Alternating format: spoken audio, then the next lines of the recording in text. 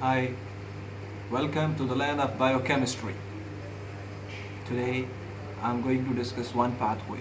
That pathway is essential to all the living organisms, whether this is bacteria, or the caterpillar, or the cockroach, or the plants, or the animals, or the human beings.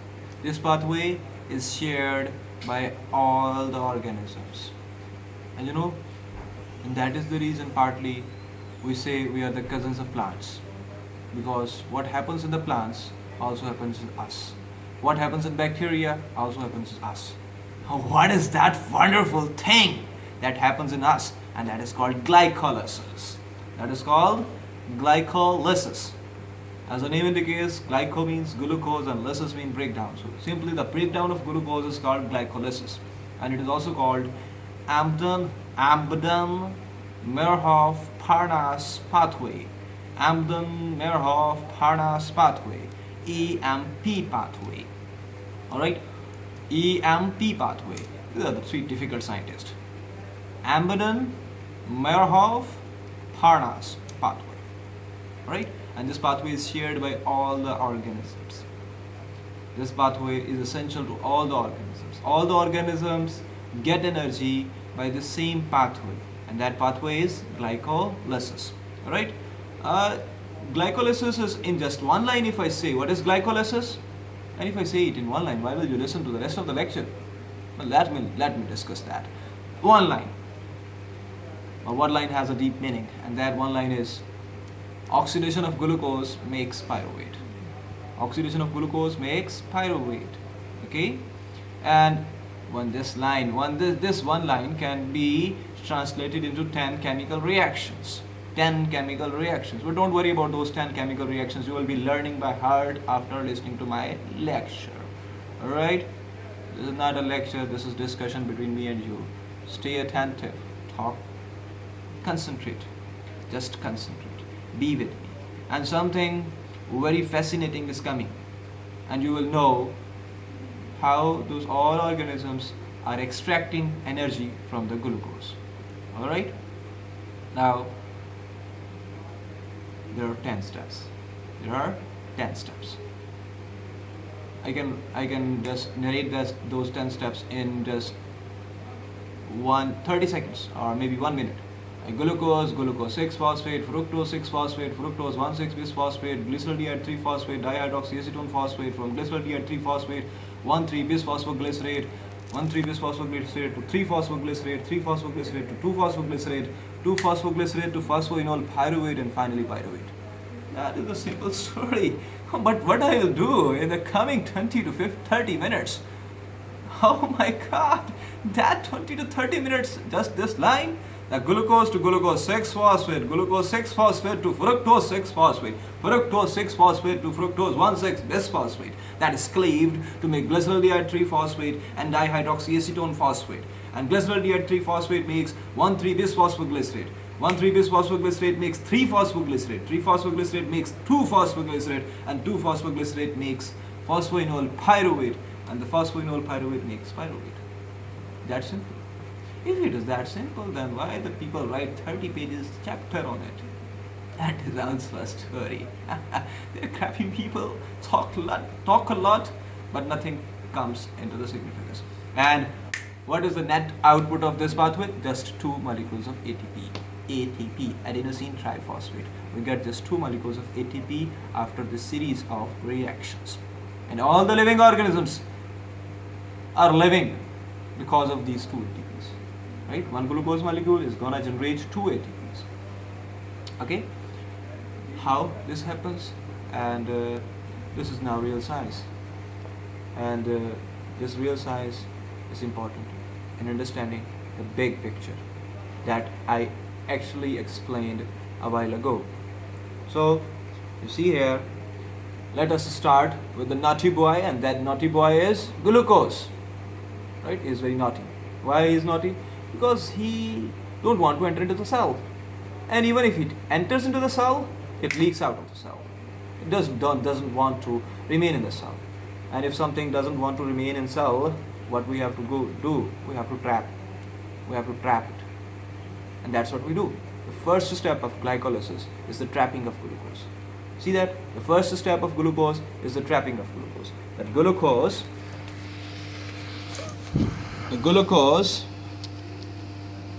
is naughty boy. That's my pen is not working. But now, glucose is a naughty boy. It enters into the cell through glucose transporter. I explained that glucose transporter into the cell, but as it is naughty boy, it will leak out of the cell. So we have to contain it inside the cell, and the first step to contain it inside the cell so that it shouldn't get out is to trap it, and this trapping is called phosphorylation of glucose. Phosphorylation of glucose. Phosphorylation. And note it down, that should remain in your blood. Whenever the word phosphorylation comes, the enzyme is kinase. Enzyme is kinase. Alright? And whenever there will be phosphorylation, there will be the involvement of ATP. Right? There will be the involvement of ATP. Okay? So two things. This should be there in your blood all the time. And if they remain in your blood, then I think the rest of the biochemistry will be, a kind of lullaby, kind of sweet. Yeah, you will enjoy it. So phosphorylation, whenever the word phosphorylation comes, the enzyme is kinase. And the first step is the phosphorylation of glucose. And the glucose is converted to glucose 6-phosphate. The enzyme is glucokinase or hexokinase, because it is also an hexose. So glucose is the first step. Glucose is converted to glucose 6-phosphate. Glucose 6-phosphate. And in this process, ATP is converted into ADP, and the enzymes are glucokinase or hexokinase. I will explain the story of glucokinase and hexokinase. This is a very interesting story. They are very interesting creatures, right? One is some kind of magician, another is kind of a slow rat, right? We'll see how one is magician, another is a slow rat. And the enzymes, the glucokinase and hexokinase, yeah, and there is glucose 6-phosphate. I hope you understand, right? And this step, I'm placing star in here. This step is irreversible. This is the first step which is irreversible. Okay. Now this glucose 6-phosphate is simply isomerized to fructose 6-phosphate.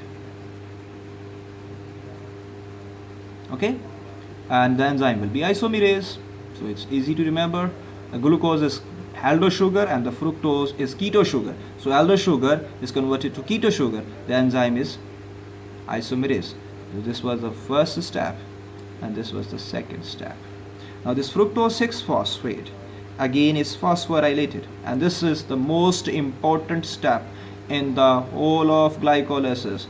This is the most important step in the whole of glycolysis. The fructose 6-phosphate is phosphorylated, is again phosphorylated. Now the enzyme will be kinase. The enzyme will be kinase, and that kinase is called phosphofructokinase, right? And we will say that PFK1.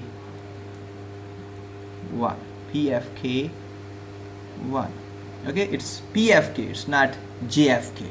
Go and Google it. What is JFK, right? He was the president of the United States. So PFK.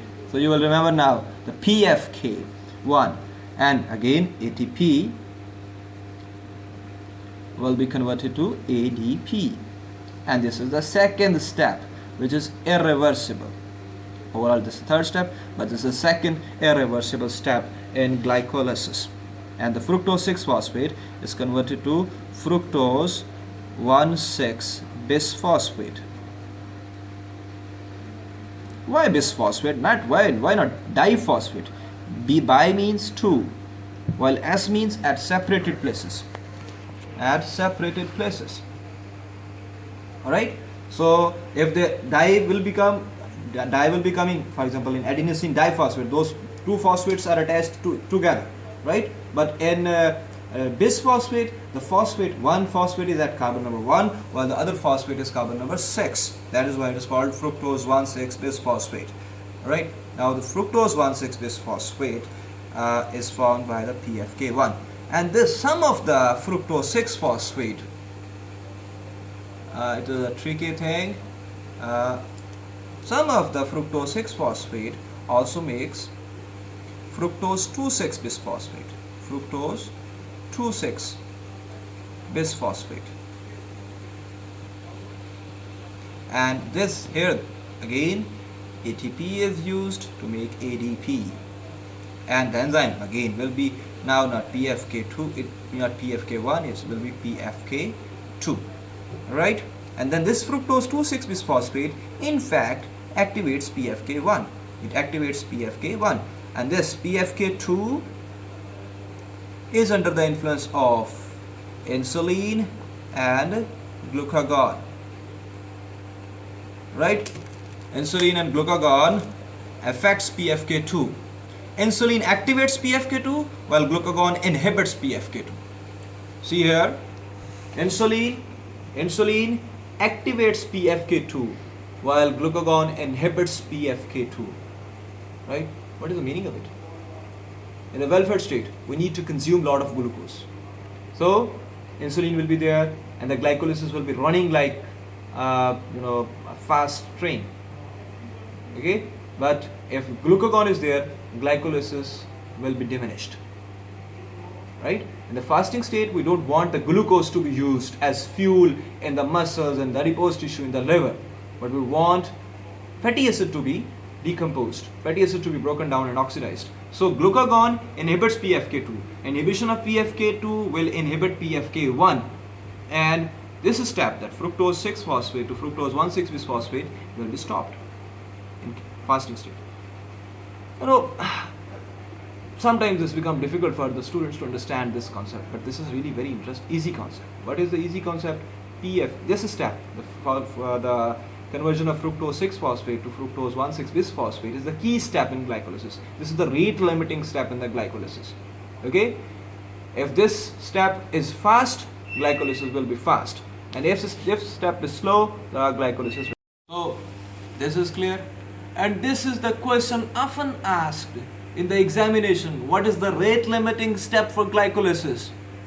The conversion of fructose 6-phosphate to fructose 1,6-bisphosphate in the presence of not JF Kennedy, rather PFK1.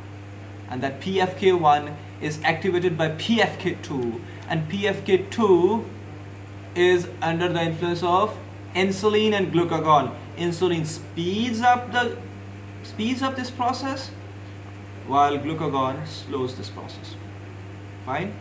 Now we move forward. Fructose is 6 carbon. Glucose is 6 carbon. Fructose is 6 carbon. And if I want to chop this fructose into 2 parts, I just want to break this fructose into 2 parts. One will be the aldehyde part, the other will be the ketonic part. And we'll get 2 trioses.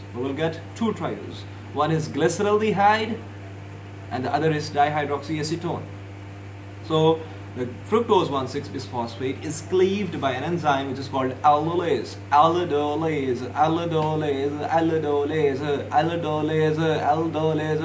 Fructose 1,6-bisphosphate is broken down by the enzyme. See here, fructose 1,6-bisphosphate is broken down by an enzyme which is called aldolase.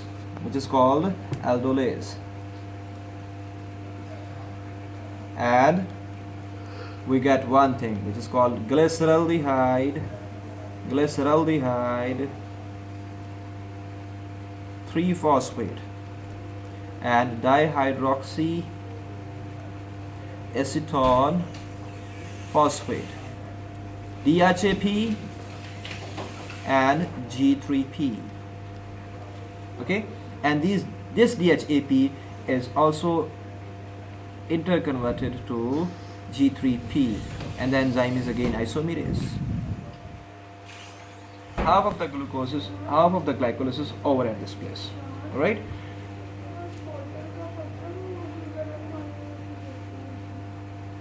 So this is clear, and this is the question often asked in the examination. What is the rate limiting step for glycolysis? the conversion of fructose 6-phosphate to fructose 1,6-bisphosphate in the presence of not JF Kennedy, rather PFK1, and that PFK1 is activated by PFK2, and PFK2 is under the influence of insulin and glucagon. Insulin speeds up this process, while glucagon slows this process. Fine? Now we move forward.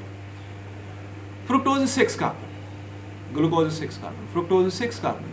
And if I want to chop this fructose into 2 parts, I just want to break this fructose into 2 parts. One will be the aldehyde part, the other will be the ketonic part. And we'll get 2 trioses. One is glyceraldehyde and the other is dihydroxyacetone.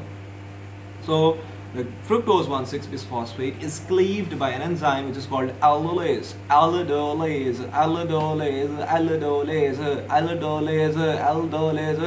Fructose 1,6-bisphosphate is broken down by the enzyme. See here, fructose 1,6-bisphosphate is broken down by an enzyme which is called aldolase.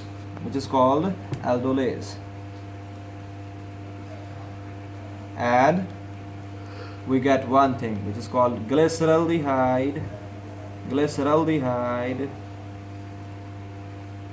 3-phosphate and dihydroxyacetone phosphate, DHAP and G3P. Okay, and this DHAP is also interconverted to G3P, and the enzyme is again isomerase. Half of the glycolysis over at this place. Alright? So half of the glycolysis is over here, and the remaining half is going to start. But before starting this, let me show you that 1 molecule of glucose makes 2 molecules of glyceraldehyde 3-phosphate. Note it down. 1 molecule of glucose makes 2 molecules of glyceraldehyde 3-phosphate, and that is very much important as regards the calculations for the energy for the ATP. Okay, now we start the story from the glyceraldehyde 3-phosphate. Glyceraldehyde 3-phosphate, G3P. Glyceraldehyde 3-phosphate. Glyceraldehyde 3-phosphate makes 1.